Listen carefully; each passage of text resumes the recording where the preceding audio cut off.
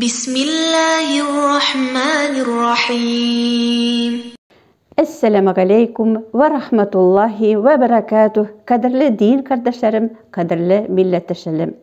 Euzu billahi mineşşeytanirracim. Bismillahirrahmanirrahim. Elhamdülillahi rabbil alamin. Ves salatu vesselamu ala rasulina Muhammedin ve ala alihi ve ashabihi ecmaîn.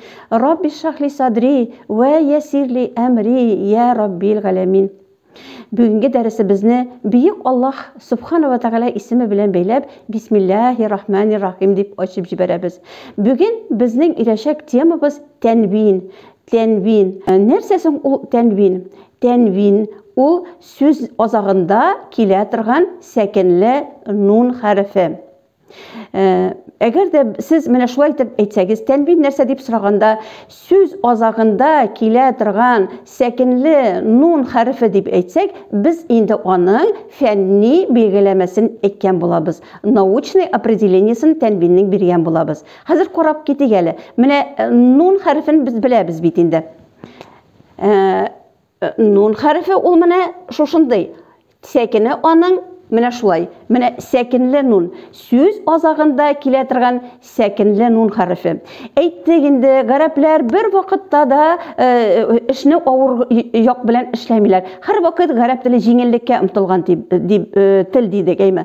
Менә инде шушы һәрбер сүзнең азагында менә шушындый нун хәрефе язу бик катлаулы булыр иде. Шуның өчен гарәпләр ничек уйлап тапканнар? Карыйбыз инде. Мәсәлән, торгады нинди дә булса хәреф. Аның üstü ул бетәди, бу сүз азагында булгач бит инде тәнвин ул сүз азагында килә торган сәкенле нун хәрфе булгач, менә шуннан ук беләбез инде тәнвиннәр кайда булалар. Алар һәр вакыт сүз азагында гына булалар. Тәнвин бер вакытта да сүз уртасында да булмый, сүзнең башында да булмый. Һәр вакыт сүз азагында гына була. Менә бетәди, сүз бетәди хәрефкә һәм ул хәреф фатхалы ди. Менә шушы фатха өстенә нәк шушы фатха кебек бер кечкенә генә параллель сызык куялар да, менә бу тәнвин була инде. Менә берсе безнең аның фатха, бу фатха хәрәкәсе, менә монсы сәкенле нун хәрефе. Менә һәр бер сүзнең азагында нун хәрефе язып куярга бик авыр булыр иде. Бик кыенга китәр инде бу эш. Шуның өчен алар ничек уйлап таптылар? Әйе, менә фатха өстенә нәк фатха кебек бер параллель сызык сыздылар да, ул безнең тәнвингә булды. Моны укыйбыз biz ән дип. Ән. Монсы беренчесе фатха икенчесе н сәкенле ән була. Инде безнең сүзебез кәсра хәрәкәсенә биткән хәреф бетә икән. Мәсәлән, хәрефти ул кәср белән бетә. Шушы кәср астына нәк шушындый ук параллельный кечкенә генә кыек сызып куялар да. Менә шулай итеп, һәм ул тәнвингә әйләнә. Менә монсы аның безнең нәрсә була? Менә монсы аның кәср була. Менә монсы сәкенле нун була. Һәм без аны укыйбыз ин дип. Ин. Инде карыйбыз, сүз бетәди безнең даммага. Сүз бетә, менә шулай дамма тора. Һәм менә шушы дамма кырыена нәк шушындай әйләндергән бер дамма ясыйлар да, үтер булай тора. Менә бу үтерне менә буның кырыена шулай итеп куялар да, ул безнең унга әйләнә. Без аны укыйбыз ун дип. Менә монсы аның дамма.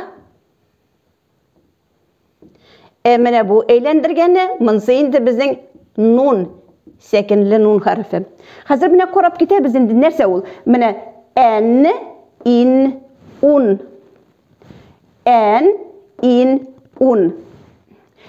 Менә булар, менә тәнвиннәр булалар инде. Укыйбыз без аны. Монсын ән, ин, ун дип. Бер җирдә генә менә монда безгә истә калдырырга бер нечкә урыны бар. Тәнвин фатха белән булганда һәр вакыт азакта без очратачакбыз менә монда әлиф. әлиф сопровождение. Менә шуны истә калдырга тиеш. Тәнвин кәср белән булганда да, тәнвин дамма белән булганда да бер нәрсә дә юк. Менә тәнвин фатха булганда гына без һәр вакыт күрәчәкбез менә шушындый әлифне. Менә бу әлифне сузып уку дигән сүз түгел. Бу без аны күз просто ән дип. Бу сузып укыла торган түгел. Без аны былай кушып укыганда, тәнвингә беткән сүзне алда килә торган хәреф, алда килә торган сүз белән кушканда, без аны ән дип укыйбыз. Инде тәнвиннәр туктаганда ничек аны тәнвиннәрдә туктауны без аны киләсе дәресләрдә яхшып өйрәнәчәкбез. Менә ул туктаган вакытта менә шушка әлиф безгә кирәк булачак. Менә кушып киткәндә без аны ән дип укыйбыз. Бернинди дә сузу монда булмаячак. Хәзер инде шушы тәнвиннәргә кагылышлы күнегүләрне укыйк. Ачабыз 37-нче битне. Менә монда тәнвиннең билгеләмәсеннән әйткәннәр инде. Тәнвин исемнең ахырында укылса да язылмый торган сәкенле нун хәрефе. Әйттек бит инде, без аны укыганда үзебезнең нәк сәкенле нун кебек на дип укыйбыз. Сәкенле менә бу ныдан укыганда бер нәрсәсе белән дә аерылмый. Инде туктаганда без аны укымыйбыз дидек. Язуда тәнвин 2 фатха, 2 кәсре һәм 2 дамма хәрәкәләре рәвешендә билгеләнә. Һәм менә монда инде безнең ән, ин, ун ничек итеп кызыл язылган була һәм без аны җәя эчендә ничек итеп укырга икәнен күрсәткән. Инде бу якка чыккач, китабыбызның 38-нче битеннән укыйбыз.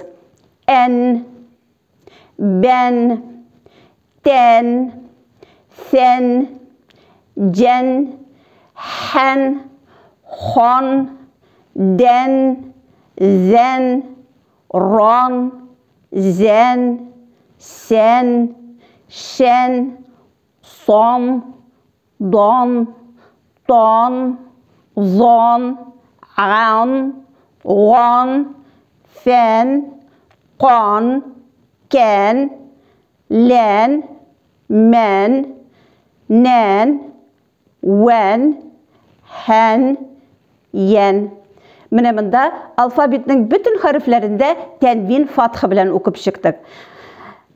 Ин, бин, тин, син, джин, хин, хин, дин, зин, рин, зин, син, шин, син, дин, тин, вин, айн, гин, фин, кин, кин, лин, мин, нин, вин, хин, йин.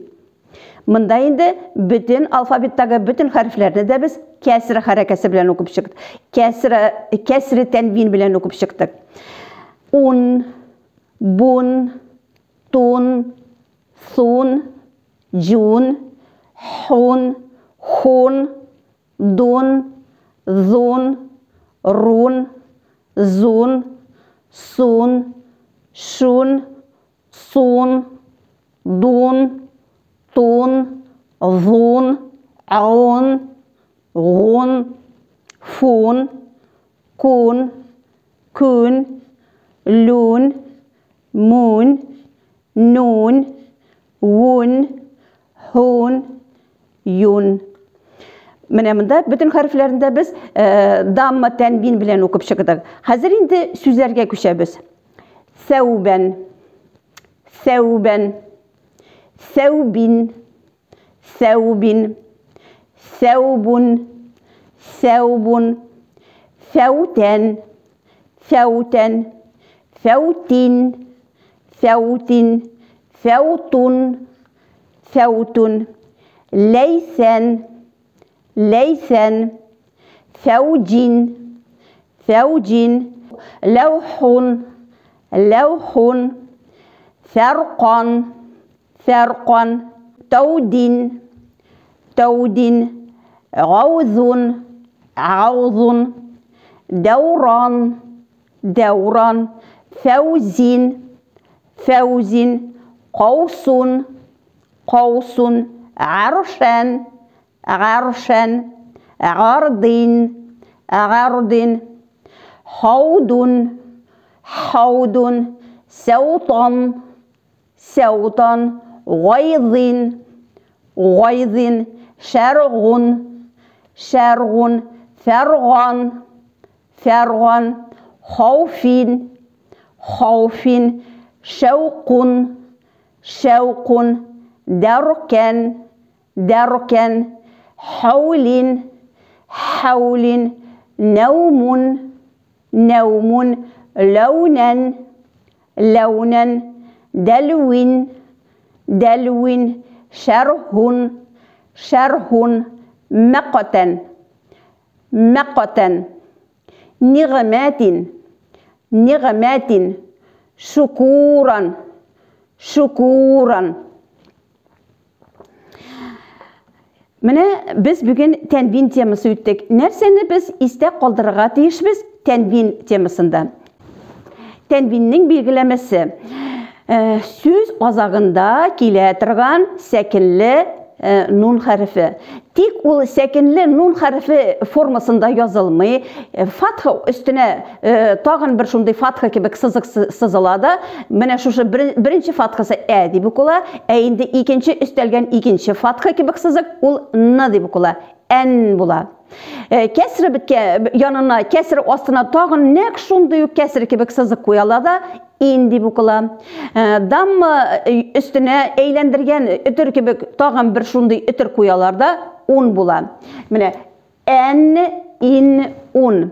Тек міне бізге істе қалдыратырған бір шушы тәнвинлерді тек тәнвин фатхы білен болғандағына біздің есі бізде қалдырға тейіш. Біз енді оны қар вақыт дерлік міне шушындай әлиф сопровождение ұзатып келе. Ол бізге тоқтаған ұшырақта керек болашақ. Әйінде біз сөздерін оқып кеткенде қар вақыт ән, ин, он. Бірнінде де бұнда мәт харфі түгіл. Мәт болыр үшін еске түшіріп кетік әлі. Мәт біздің нешік? Мәт болсын үшін бізге керек харф бідерге тейіш. Харф үстінде болырға тейіш нәрсе? Обязательно болырға тейіш фатха. Хәм менә шушы фатха артынан шиста әлиф келген ұшырақтағына, менә шушындай болған ұшырақтағында біз оны сузып көз. Мұнда нәрсе? Мұнда бит сәкінлі, менә мұнсы біздің нәрсе? Бұл бит харфі сәкінлі.